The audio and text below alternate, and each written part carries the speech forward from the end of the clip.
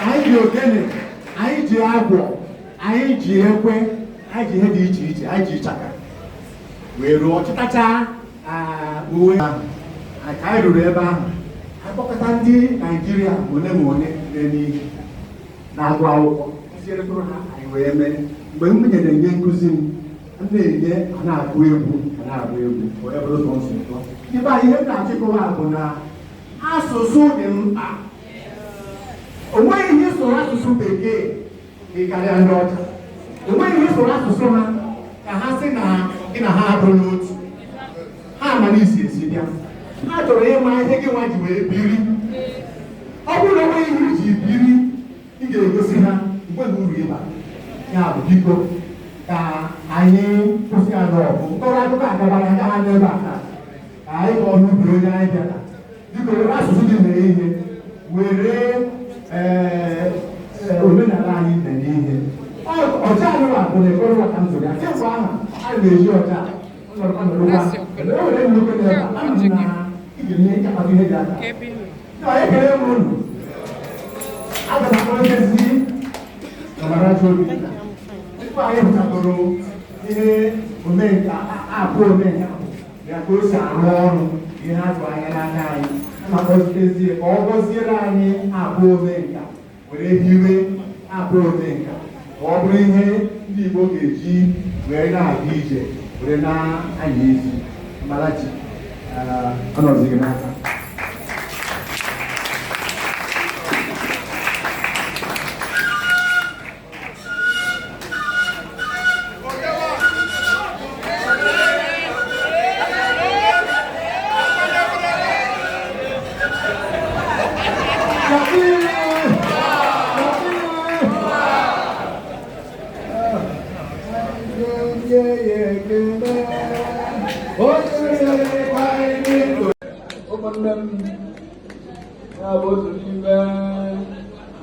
Abụ anyị na-agụ mgbe m dị na nwata, ma a na-eri ihe a na-akpọ gịnị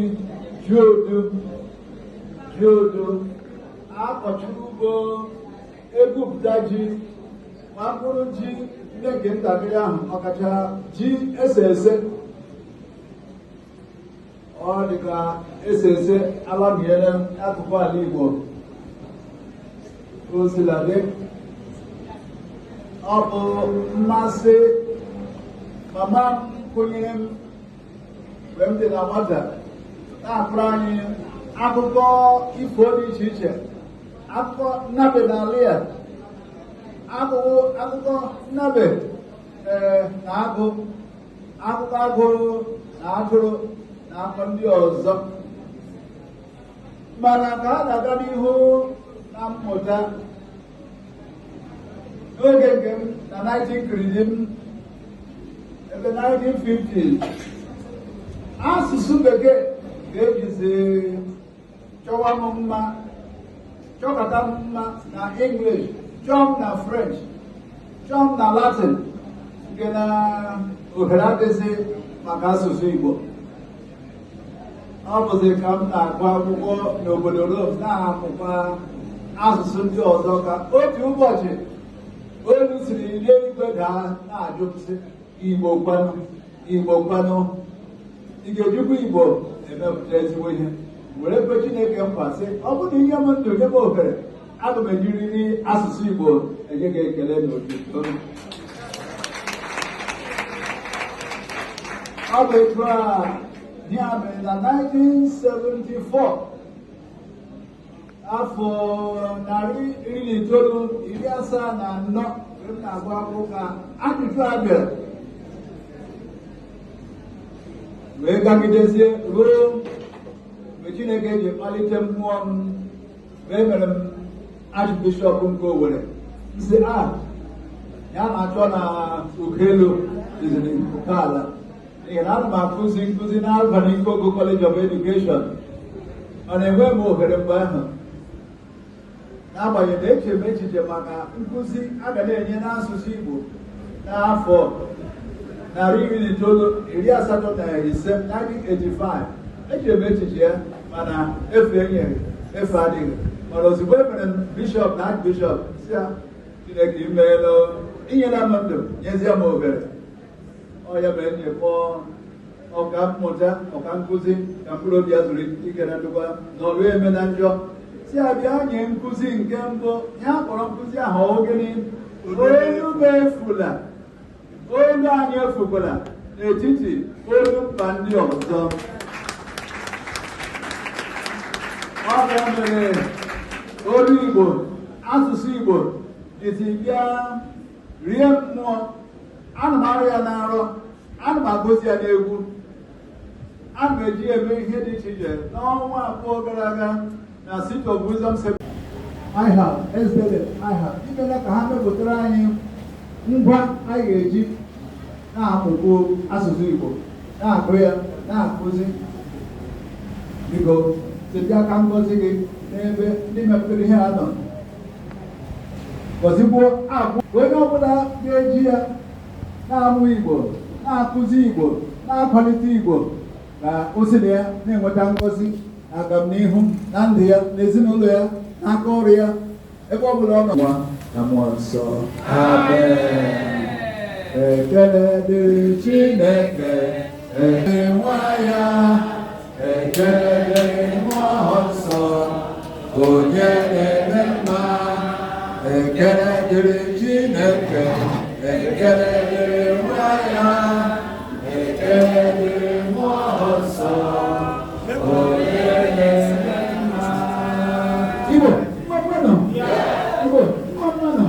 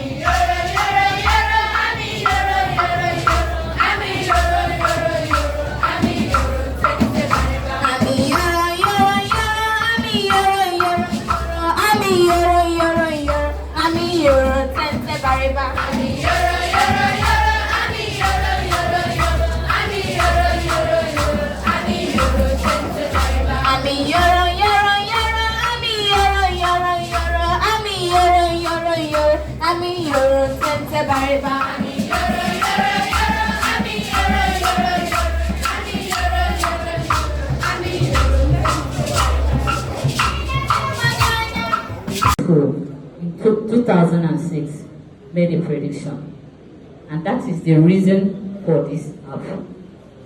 Okay, as you have seen, Omenka App, a modern day tool for the codification and preservation of the Igbo language. We know the meaning of Omenka. Omenka, as used in this app, means master of creativity. Now, codification is a systematic organization. So we want to organize the Igbo language data in such a way that no matter the level of understanding of someone, if he Igbo literate or not, you can understand the app and operate Please, let's go to the next slide of the language. It's not only the textual data that will be preserved, the audio data will be preserved, and the video data will also be preserved. Please, the next slide. The target audience is Igbo newborn. So we target early literacy in the Igbo language for the young ones, and also the Igbo young people and the elderly. The elderly is for us to tap from their knowledge, wealth of wisdom. At this point, I want to say that it's not because we have only the male at the Igbo elderly for wisdom. We know that the women, we also have wisdom. So because of space that we couldn't include the women at that slide.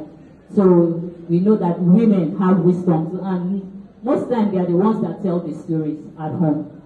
So this app targets the elderly, the young people, and the newborn. In fact, everybody.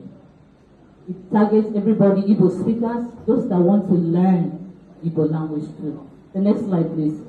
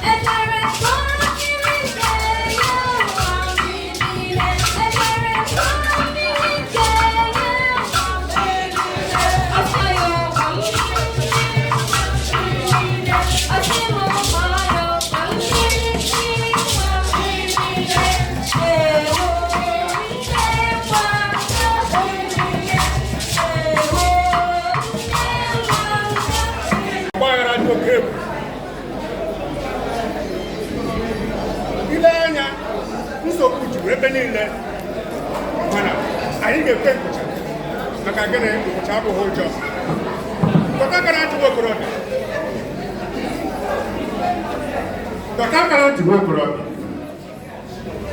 anwakwala anwa were ọnụ iji eri ji na ego echekwala n'echiche ịkpọ agha ihe ọbụghị na-abịa n'ihe gbasara agha ọnụ gị rigoro fam ihe ekwukwala aghara ya bụ ejikwala agha eti ekpere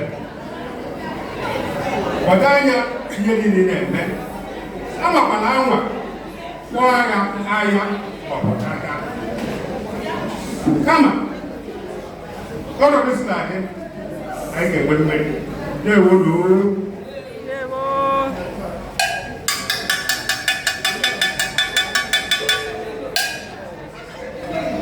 Ibia ezi ihe ọnụ maka ịbụ Nna Aapụ Omenka. Ụbọchị taata bụ ụbọchị 2 n'ọnwa Julaị afọ 2024 n'aha Chineke Nna, Nwa na Mmụọ Nsọ.